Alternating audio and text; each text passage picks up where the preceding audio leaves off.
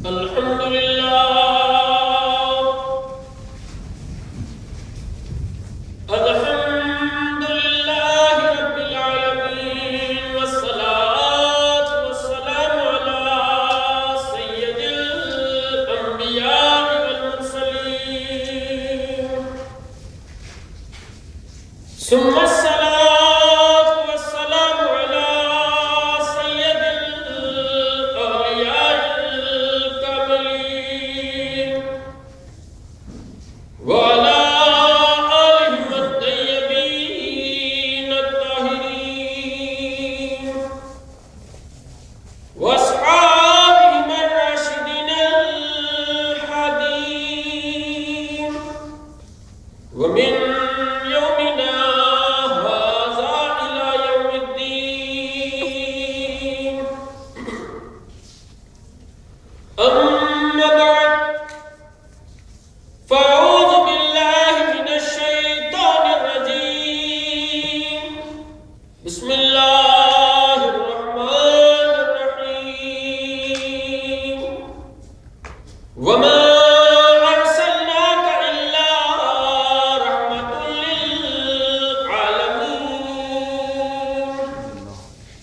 صدق الله العظيم وصدق رسوله النبي الكريم الأمين.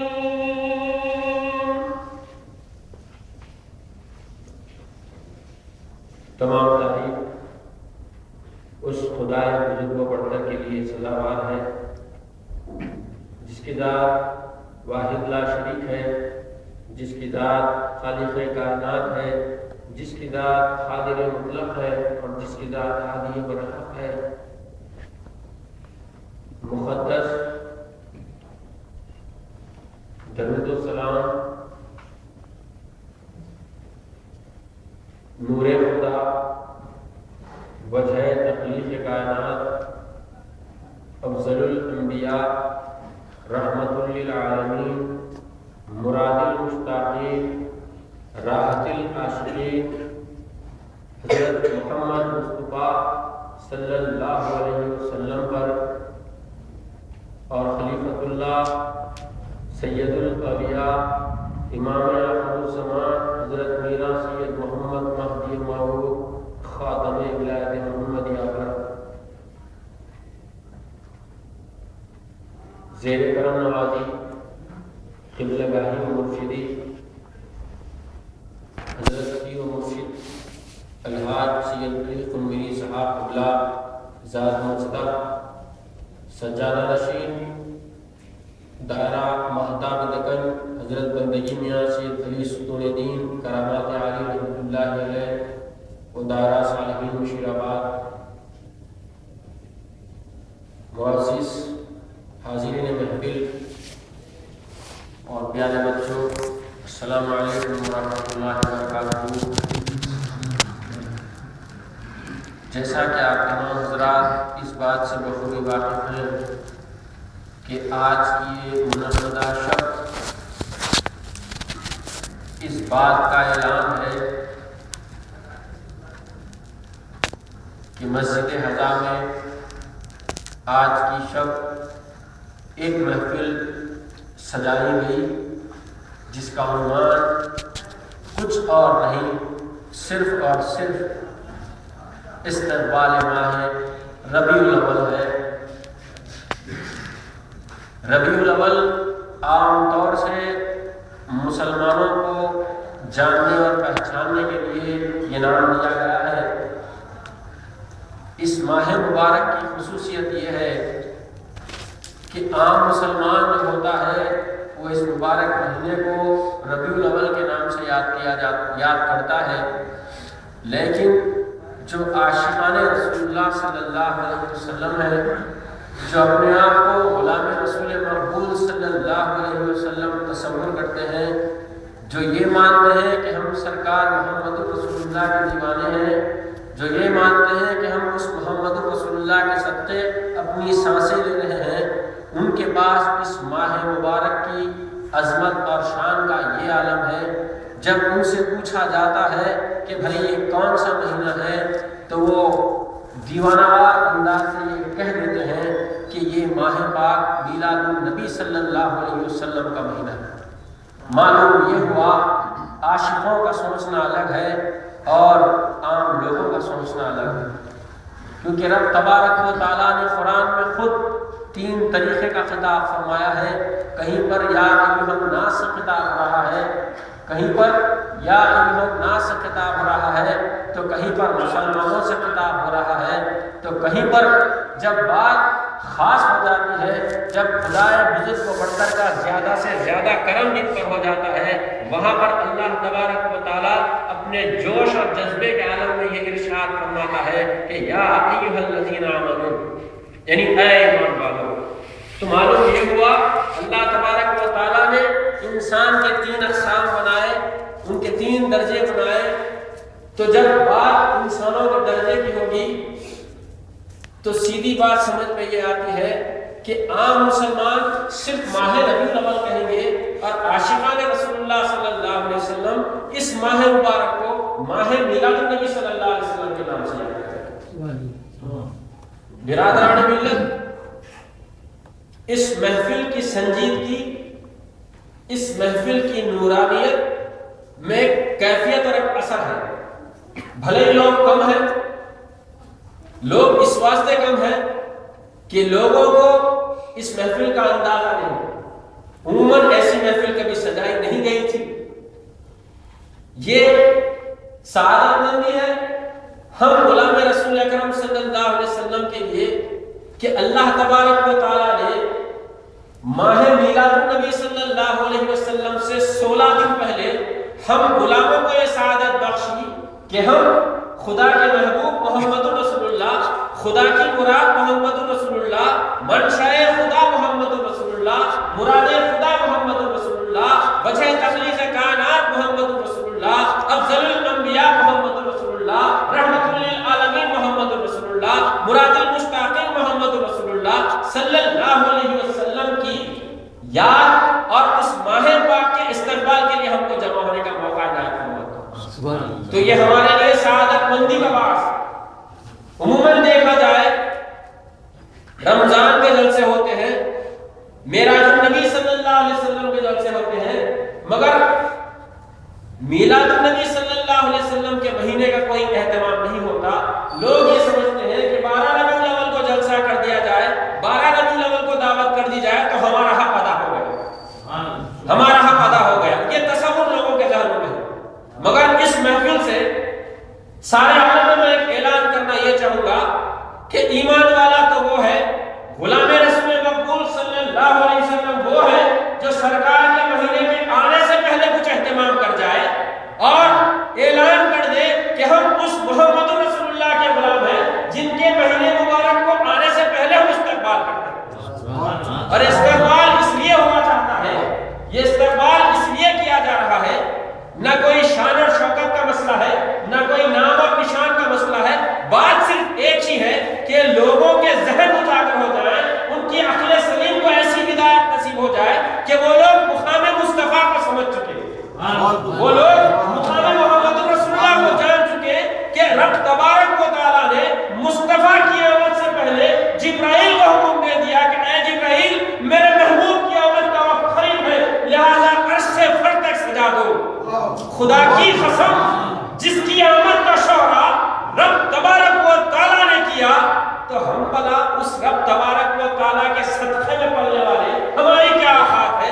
یہ اعزاز ہے ہمارے لیے، یہ انعام ہے ہمارے لیے، یہ بخشش ہے ہمارے لیے کہ اللہ تبارک و تعالیٰ نے میلاد النبی صلی اللہ علیہ وسلم کے مبارک مہینے سے 16 دن پہلے ہم کو چن لیا کہ اے لوگوں آج اہتمام کرو، میرے نبی کی آمد سے پہلے اہتمام کرو اور اعلان کر دو سارے عالم میں کہ مصطفیٰ آنے والے ہیں۔ خدا کی قسم کوئی نبی ہو، کوئی ولی ہو، کوئی فرشتہ ہو، کوئی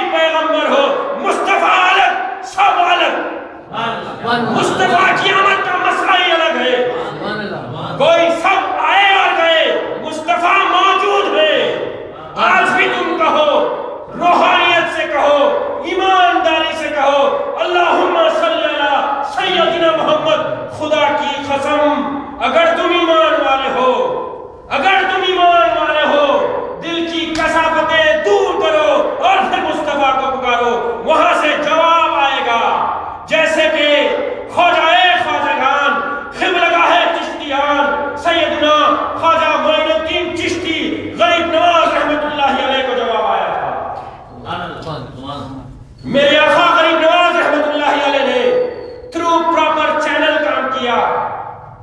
آج لوگ یہ سمجھتے ہیں کہ نماز کی پابندی ہو گئی، قرآن کی تلاوت ہو گئی، ذکر بھی چل رہا ہے تو ہم من مانی اپنے حساب سے کام کر لیں. بات ایسی نہیں ہے. دین کے معاملے میں تصرفات کا ہونا ضروری ہے. تصرفات کا ہونا ضروری ہے. جب تک کہ ہم سے اوپر والوں کا تصرف ہم پہ نہ ہو ہماری گاڑی آگے نہیں جا سکتی. سارے عالم کے مسلمانوں کو حضرت خواجگان غریب نواز رحمت اللہ علیہ نے طریقہ بتلایا. جب آپ بارگاہ مصطفیٰ میں حاضر ہوئے، بارگاہ مصطفیٰ میں حاضری کا شرف حاصل ہوا تو آپ اکیلے نہیں گئے، اپنے پیر و مرشد حضرت خواجہ عثمان ہارونی رحمت اللہ علیہ کے ساتھ گئے. خواجہ عثمان ہارونی رحمت اللہ علیہ کے ساتھ گئے. جب مرشد ساتھ ہو رستہ آسان ہو جاتا ہے. پیر کامل ساتھ ہو تو رستہ آسان ہو جاتا ہے. کامل رہبر ساتھ ہو تو اس راستے کی کیفیت کا اندازہ ہو جاتا ہے. حضرت خواجگان غریب نواز رحمت اللہ علیہ نے مدینے میں حاضری دی تو یہ خوش فہمی میں آپ نہیں چلے گئے کہ میں مدینے میں آ گیا ہوں جو جی چاہے کروں، بلکہ آپ بارگاہ مصطفیٰ میں کھڑے ہیں اور اپنے پیر و مرشد کی طرف متوجہ ہوتے ہیں اور عرض کرتے ہیں کہ اے پیر و مرشد قبلہ، مجھے بارگاہ رسالت میں سلام کرنے کی اجازت ہے. ایمانداری کا تقاضا یہ ہے. کچھ باتوں کو میں اشاروں میں کہہ دوں گا، آپ اپنی سمجھ سے سمجھ لینا کہ میں کیا کہہ رہا ہوں. جب خواجہ غریب نواز رحمت اللہ علیہ نے بارگاہ پیر و مرشد میں اپنا سوال عرض کیا تو حضرت خواجہ عثمان ہارونی رحمت اللہ علیہ نے بتصرف مصطفیٰ، جس پر مصطفیٰ کا تصرف اور صدقہ ہوتا ہے، اس کی بات میں کچھ تاثیر اور کچھ کیفیت ہوتی ہے، وہاں پر خواجہ عثمان ہارونی رحمت اللہ علیہ پر بارگاہ مصطفیٰ سے تصرف حاصل ہوا تو آپ نے وجدانی کیفیت میں کہا کہ اے معین الدین بارگاہ رسالت میں سلام عرض کرو. تو آپ نے اپنے مرشد کے اشارے کو سمجھتے ہوئے مؤدبانہ انداز سے آداب رسول کو ملحوظ کرتے ہوئے بارگاہ مصطفیٰ میں عرض کیا الصلاۃ والسلام علیک یا رسول اللہ وعلی آلک و اصحابک یا حبیب اللہ صلی اللہ علیہ وسلم. سلام عرض کرنا تھا کہ گنبد خضرا سے آواز آئی وعلیکم السلام یا خطب المشائخ. آپ کی بزرگی میں خواجگان غریب نواز رحمت اللہ علیہ کی بزرگی میں اب کس کو شک ہو سکتا ہے؟ کسی اور کا دیا ہوا لقب نہیں بلکہ بارگاہ مصطفیٰ سے ایک لقب سے نوازے گئے وعلیکم السلام یا خطب المشائخ. تو سارے عالم کے لیے قیامت قائم ہونے تک خواجگان کی ہستی خطب المشائخ کے مقام پر ہوگی. اس محفل کا تقاضا یہ ہے کہ اس محفل میں عاشقان مصطفیٰ کا ذکر ہو تو ان کے تصرف سے ہمارے دلوں میں عشق مصطفیٰ اجاگر ہوگا. ورنہ ہماری کیا حیثیت ہے کہ ہم عشق مصطفیٰ کا اعلان کر سکیں یا دعویٰ کر سکیں؟ ہم کو تو اپنے بزرگوں کا صدقہ چاہیے. اس صدقے کے ذریعے سے ہم بارگاہ مصطفیٰ میں پہنچیں گے. صرف حاضری دیں گے وہی ہمارے لیے کامیابی کا راستہ ہے. برادران ملت، ابھی میں نے جس آیت شریفہ کو اپنا سرنامہ کلام بنایا ہوں، جس میں رب تبارک و تعالیٰ نے ارشاد فرمایا وَمَا أَرْسَلْنَاكَ إِلَّا رَحْمَةً لِلْعَالَمِينَ. قرآن پاک میں ارشاد ہوا ہے، قرآن کا ارشاد وحی الہی ہے، قرآن کا ارشاد خدا کا کلام ہے. اللہ فرماتا ہے کہ وَمَا أَرْسَلْنَاكَ إِلَّا رَحْمَةً لِلْعَالَمِينَ. تو معلوم یہ ہوا اے محبوب صلی اللہ علیہ وسلم، ہم نے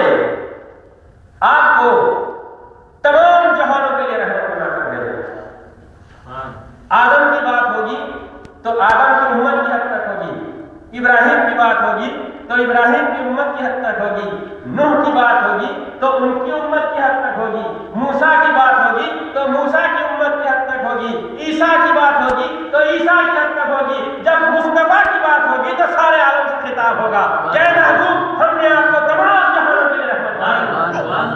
یہ محمد رسول اللہ صلی اللہ علیہ وسلم کی شان۔ تو اس شان والے آقا نور خدا محمد رسول اللہ کے ماہ مبارک کے استقبال کے لیے ہم جمع ہوئے ہیں، مصطفیٰ کے استقبال کے لیے نہیں، صرف ماہ مبارک کے استقبال کے لیے جمع ہوئے ہیں۔ تو ہم یہاں سے اپنی حیثیت بنا رہے ہیں کہ ہم بارگاہ مصطفیٰ میں پہنچ سکیں۔ سبحان اللہ، کیا بات۔ ہم صرف ان کے ماہ مبارک کے استقبال کی کوشش میں اپنی حیثیت بنا سکیں کہ ہم دربار مصطفیٰ میں ہم کو رسائی حاصل ہو، دربار مصطفیٰ میں ہم کو رسائی حاصل ہو۔ آئیے صحابہ رسول حضرت ثوبان رضی اللہ تعالیٰ عنہ کے واقعے سے ہم استفادہ کرتے ہوئے اپنی گفتگو کو آگے بڑھائیں گے۔ محمد رسول اللہ صلی اللہ علیہ وسلم کے خدمت گزار حضرت ثوبان رضی اللہ تعالیٰ عنہ آپ کی خدمت کیا کرتے تھے، وضو کروایا کیا کرتے تھے اور دیگر کام انجام دیا کرتے تھے۔ تو جیسے ہی محمد رسول اللہ نے ایک نماز سے قبل وضو فرمایا تو حضرت ثوبان رضی اللہ تعالیٰ عنہ نے آپ کو وضو کی خدمت انجام دی۔ تو بعد وضو کے محمد رسول اللہ صلی اللہ علیہ وسلم نے حضرت ثوبان سے ارشاد فرمایا بعد وضو کے کہ آپ نے ارشاد فرمایا کہ اے ثوبان جو جی چاہتا ہے مانگو۔ جب اللہ دینے والا ہے تو مصطفیٰ کو کیا اختیار تھا کہ آپ کہہ دیں کہ جو جی چاہتا ہے مانگو۔ تو وہ لوگ اپنی غلط فہمیوں کو دور کر لیں، اپنے ذہن کا میل صاف کر لیں جو یہ سمجھتے ہیں کہ اللہ دینے والا ہے، مصطفیٰ خود اللہ کے پاس سوالی ہے۔ معاذ اللہ ثم معاذ اللہ، اللہ کی ذات ہوتی ہے تو محمد رسول اللہ کو اس نے خاصم بنایا، تقسیم کرنے والا بنایا۔ تو محمد رسول اللہ صلی اللہ علیہ وسلم نے اپنے خادم سے ارشاد فرمایا کہ اے ثوبان جو جی چاہتا ہے مانگ۔ تو اگر ہمارے جیسا وہاں پر ہوتا بہت ساری چیزیں مانگ لیتے، مگر چونکہ صحابی رسول کا مقام کچھ ایسا ہے کہ حضرت ثوبان رضی اللہ تعالیٰ عنہ محمد رسول اللہ صلی اللہ علیہ وسلم کی بارگاہ اقدس بے پناہ میں یہ عرض کرتے ہیں کہ یا رسول اللہ صلی اللہ علیہ وسلم مجھے آپ کی رفاقت چاہیے۔ رفاقت کے معنی ساتھ کی ہے، میں آپ کی صرف صحبت میں رہنا چاہتا ہوں۔ حضرت ثوبان رضی اللہ تعالیٰ عنہ ارشاد فرماتے ہیں کہ یا رسول اللہ مجھے ڈر ہے اس دن کا، مجھے ڈر ہے اس دن کا جب محشر برپا ہوگا، سب کے اعمال نامے کھلائے جائیں گے، حساب اور کتاب ہوگا، جنت والے جنت میں جائیں گے، دوزخ والے دوزخ میں جائیں گے، میں بھی آپ کے صدقے میں جنت میں کسی ایک مقام پر ہوں گا ضرور، مگر یا رسول اللہ جنت میں میں آپ سے دور ہوں گا، مجھے اس کا ڈر ہے، میں یہ چاہتا ہوں کہ میں آپ کی رفاقت میں رہوں، میں آپ کے ساتھ رہوں۔ تو محمد رسول اللہ نے ارشاد فرمایا کہ اے ثوبان تم کو یہاں پر بھی ہماری رفاقت ہوگی، جنت میں بھی ہماری رفاقت ملے گی۔ سبحان اللہ۔ تو ہم رفاقت کے لیے نہیں، ہم اپنی حیثیت سے سوچیں، بات اگر نکل جاتی ہے تو کوئی یہ نہ سمجھ لے کہ ہم بھی اس مقام پر جائیں گے، ہماری حیثیت صرف یا مصطفیٰ کرنے کی ہے، ہم صرف نانا مصطفیٰ کر اپنی زندگی گزار دیں گے، کیونکہ ہماری حیثیت کا جو تقاضا ہے وہ یہی ہے کہ ہم اپنی زندگی کے لمحات کو کچھ ایسے اصولوں پر چلائے جس کے متعلق رب تبارک و تعالیٰ ارشاد فرماتا ہے کہ یا ایھا الذین آمنوا اطیعوا اللہ و اطیعوا الرسول صلی اللہ علیہ وسلم، یعنی اے ایمان والو تابعداری کرو اللہ کی اور تابعداری کرو رسول اللہ صلی اللہ علیہ وسلم۔ زندگی کا عین مقصد یہی ہے، کائنات کے وجود کا مقصد یہی ہے، انسان کو پیدا کرنے کا مقصد یہی ہے کہ انسان پیدا ہوا، رب چاہتا یہ ہے کہ انسان اشرف بن جائے، رب چاہتا یہ ہے کہ انسان اشرف بن جائے، اور انسان اس وقت تک اشرف نہیں بن سکتا جب تک کہ آیت کلام اللہ کے تحت کسی زندگی نہ ہو۔ قل ان کنتم تحبون اللہ فاتبعونی یحببکم اللہ ویغفر لکم ذنوبکم واللہ غفور رحیم۔ اللہ ارشاد فرماتا ہے کہ اے محبوب، لوگ قرآن میں لفظ خل کو دیکھ کر یا سن کر یہ سمجھتے ہیں کہ اللہ کا حکم مصطفیٰ پر نہیں، قرآن فہمی میں غلط فہمی ہو رہی ہے، قرآن کو سمجھنے میں غلطی ہو رہی ہے۔ خل رب تبارک و تعالیٰ قرآن میں جہاں کہیں بھی کہہ رہا ہے، خل کے معنی جب تو وہاں پر اللہ کا حکم سمجھ میں نہیں آئے گا، اللہ کی محبت اور عشق سمجھ میں آئے گا۔ اللہ یہ فرماتا ہے قل ان کنتم تحبون اللہ فاتبعونی، اے محبوب صلی اللہ علیہ وسلم آپ کہہ دیجئے ان لوگوں سے جو ہماری محبت کا دعویٰ کرتے ہیں، آپ ان کو ارشاد یہ فرما دیجئے کہ جو کوئی بھی انسان اللہ کی محبت کا دعویٰ کرتا ہے تو سب سے پہلے وہ آپ کا مطیع اور فرمانبردار ہو جائے، وہ آپ کی تابعداری میں ہو جائے، وہ اپنے آپ کو آپ کا متبعی سمجھے، وہ اپنے آپ کو اپنا غلام سمجھے۔ اس کے بعد جب وہ دعویٰ کرتا ہے تو اللہ کو وہ غفور الرحیم پائے گا۔ مقصد حیات معلوم ہو گیا۔ آج ہم ڈھونڈ رہے ہیں زندگی کا ہماری مقصد کیا ہے، چین اور سکون کی تلاش میں ہے۔ یاد رکھو دل کا سکون اور روح کی تسکین صرف ایک ہی جگہ ہے، وہ یہ ہے کہ وَأَطِیعُوا اللَّهَ وَأَطِیعُوا الرَّسُولَ صلی اللہ علیہ وسلم۔ جب تک کہ انسان یہ دو چیزوں کی پیروکاری نہیں کرے گا اس وقت تک اس کے دل کو سرور اور روح کو تسکین حاصل نہیں ہو سکتا۔ برادران ملت، یہ جو استقبال ہو رہا ہے، یہ استقبال اس لیے ہو رہا ہے کہ ہم ماہ ربیع الاول یعنی میلاد النبی صلی اللہ علیہ وسلم کے مہینے کے قریب ترقی ہوتے جا رہے ہیں۔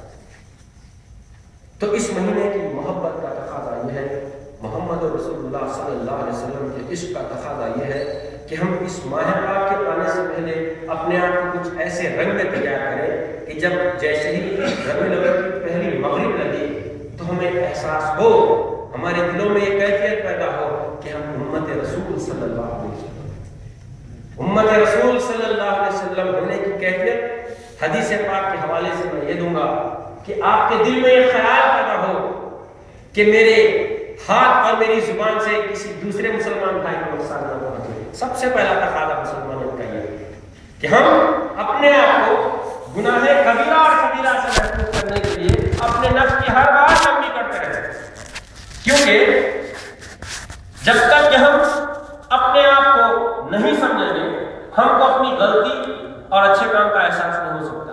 سب سے پہلے ہم کو اپنے آپ کو جاننا ضروری ہے۔ خدا نحن اقرب من حبل العلیہ ولی، میں بندے کی شارک سے قریب ہوں، دنیا مجھے دیکھ رہی ہے مگر پہچان نہیں سک رہی ہے، اس واسطے پہچان نہیں سک رہی ہے کہ میں ہوں، تو میں اپنے آپ کو جان